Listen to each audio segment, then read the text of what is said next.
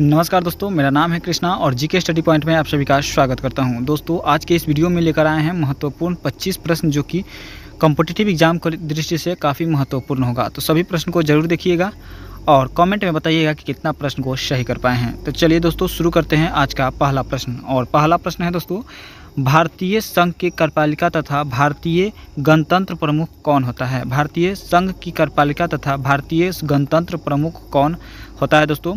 तो बिल्कुल सही जवाब जो हो जाएगा दोस्तों, भारत के राष्ट्रपति होता है। कौन होता है दोस्तों? भारत के राष्ट्रपति। ऑप्शन नंबर सी हो जाएगा सही जवाब। अगला प्रश्न देखेंगे और अगला प्रश्न है दोस्तों, भारतीय संविधान की समस्त कार्यपालिका का शक्तियाँ किस में निहित होता है? भारतीय संविधान के समस्त कार्यपालिका की शक्तियाँ जो है वो किस में निहित होता है दोस्तों? बताइएगा सही जवाब। तो बिल्कुल इस प्रश्न के लिए जो सही जवाब हो जाएगा ऑप्शन नंबर सी, राष्ट्रपति में होता है। किस में होता है दोस्तों? राष्ट्रपति। ऑप्शन नंबर सी हो जाएगा सही जवाब। चलिए दोस्तों, अगला प्रश्न देखेंगे और अगला प्रश्न है, प्रधानमंत्री की नियुक्ति संबंधी प्रावधान संबंधित किस अनुच्छेद में वर्णित है? प्रधानमंत्री की नियुक्ति संबंधित जो भी प्रावधान है वह कौन से अनुच्छेद में है दोस्तों? तो बिल्कुल अनुच्छेद 75 में है। कितना में है दोस्तों? 75 में है, अनुच्छेद 75। ऑप्शन नंबर ए हो जाएगा सही जवाब। चलिए दोस्तों, अगला प्रश्न देखेंगे। अगला प्रश्न है दोस्तों आपका 4 नंबर प्रश्न है, निम्नलिखित में से किस संविधान संशोधन के द्वारा संविधान के 8वीं अनुसूची में बोडो, डोगरी, मैथिली, संथाली भाषा को सम्मिलित किया गया था? बताइएगा दोस्तों, यह कौन सा अनुसूची में है दोस्तों? तो बिल्कुल भारत के कौन से संविधान संशोधन में हुआ था दोस्तों? तो बिल्कुल सही जवाब जो हो जाएगा आपका 92वें संविधान संशोधन के तहत हुआ था दोस्तों। कौन से? 92वें संविधान संशोधन में जो है डोगरी, मैथिली और संथाली भाषा को सम्मिलित किया गया था दोस्तों। अगला प्रश्न देखेंगे और अगला प्रश्न है, जीएसटी परिषद की अध्यक्षता कौन करते हैं दोस्तों?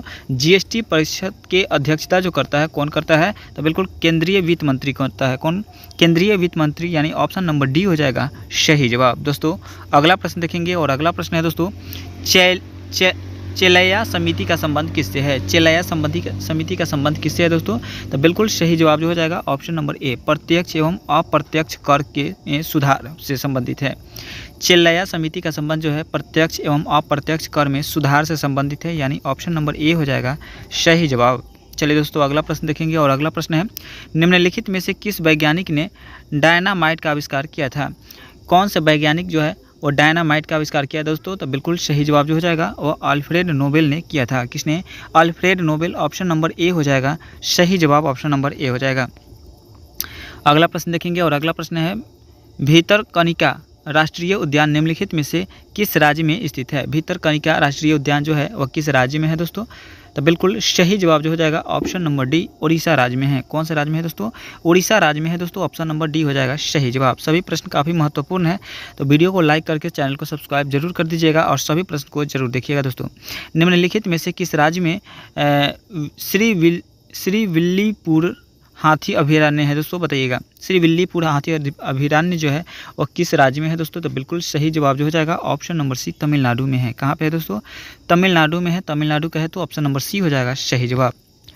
अगला प्रश्न देखेंगे दोस्तों, ग्रेट वाइट वे तथा ब्रॉड वे के नाम से कौन सा नगर जाना जाता है? ग्रेट वाइट वे तथा ब्रॉड वे के नाम से कौन सा नगर जाना जाता है दोस्तों? बताइएगा। तो बिल्कुल सही जवाब जो हो जाएगा ऑप्शन नंबर ए, न्यूयॉर्क को जाना जाता है। कौन सा? न्यूयॉर्क, यानी ऑप्शन नंबर ए हो जाएगा सही जवाब।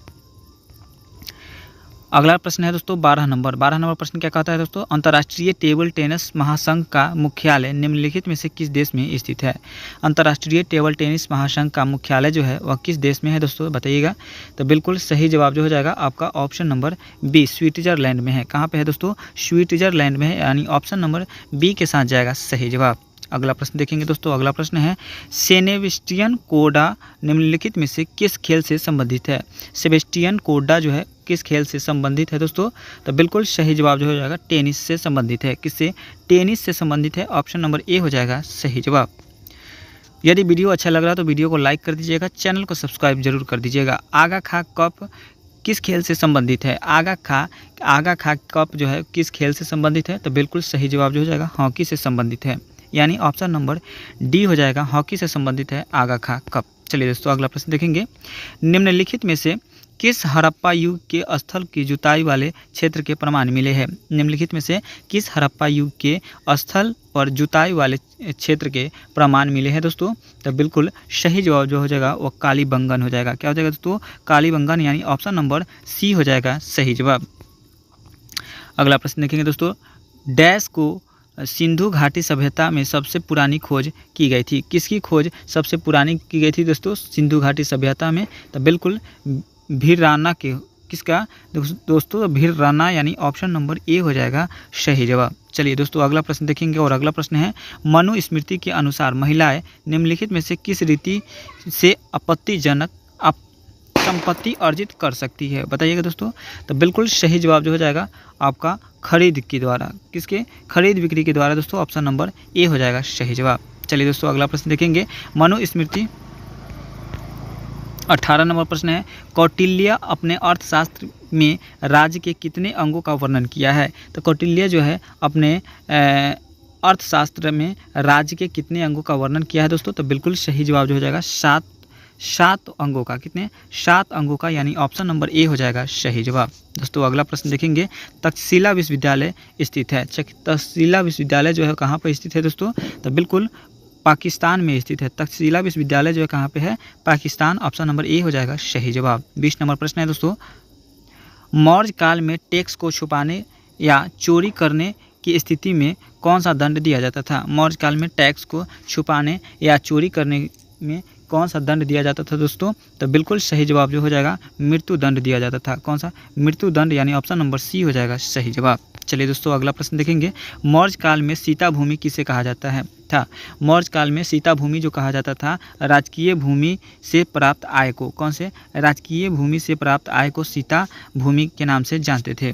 अगला प्रश्न देखेंगे दोस्तों, और अगला प्रश्न है, बुद्ध की खड़ी प्रतिमा निम्न में से किस काल में बनाई गई थी? बुद्ध की खड़ी प्रतिमा जो है वो किस काल में बनाई गई थी दोस्तों? तो बिल्कुल सही जवाब हो जाएगा कुषाण काल में। कौन से काल में? कुषाण काल में, यानी ऑप्शन नंबर बी हो जाएगा सही जवाब। चलिए दोस्तों अगला प्रश्न देखेंगे, शक संवत का प्रारंभ किस सम्राट के शासनकाल में 78 ईस्वी में हुआ था? शक संवत का प्रारंभ जो हुआ था 78 ईस्वी में हुआ था, और किसके सम्राट, किसके शासनकाल में हुआ था दोस्तों? तो बिल्कुल सही जवाब जो हो जाएगा कनिष्ठ के शासनकाल में हुआ था। किसके? कनिष्ठ कहे तो ऑप्शन नंबर बी हो जाएगा सही जवाब। दोस्तों अगला प्रश्न देखेंगे, और अगला प्रश्न है कि हाल ही में किस देश के उपराष्ट्रपति मोहम्मद जवाद जरीफ ने इस्तीफा दे दिया है? हाल ही में किस देश के उपराष्ट्रपति मोहम्मद जवाद जरीफ ने इस्तीफा दिया है दोस्तों? तो बिल्कुल सही जवाब जो हो जाएगा ऑप्शन नंबर बी, ईरान देश के। किस देश के? ईरान देश के। दोस्तों याद रखिएगा, करंट अफेयर में आपको पूछा जा सकता है। अगला प्रश्न देखेंगे, और अगला प्रश्न है दोस्तों, हाल ही में भारत के किस देश ने 1400 किग्रा कैंसर रोधी दवाएं भेजी है? भारत ने हाल ही में किस देश को 1400 किग्रा जो है वो कैंसर रोगी दवा भेजा है? किस देश को भेजा है दोस्तों? तो बिल्कुल ऑप्शन नंबर सी हो जाएगा, सीरिया देश को भेजा है। किसको? सीरिया, यानी ऑप्शन नंबर सी हो जाएगा सही जवाब। दोस्तों इस वीडियो में टोटल 25 प्रश्न देखे हैं। 25 प्रश्न में कितना प्रश्न को सही कर पाए हैं कमेंट के माध्यम से बताइएगा। वीडियो को लाइक नहीं किया तो लाइक करके चैनल को सब्सक्राइब कर दीजिएगा, और अपने दोस्तों में शेयर कर दीजिएगा। जय हिंद, जय भारत।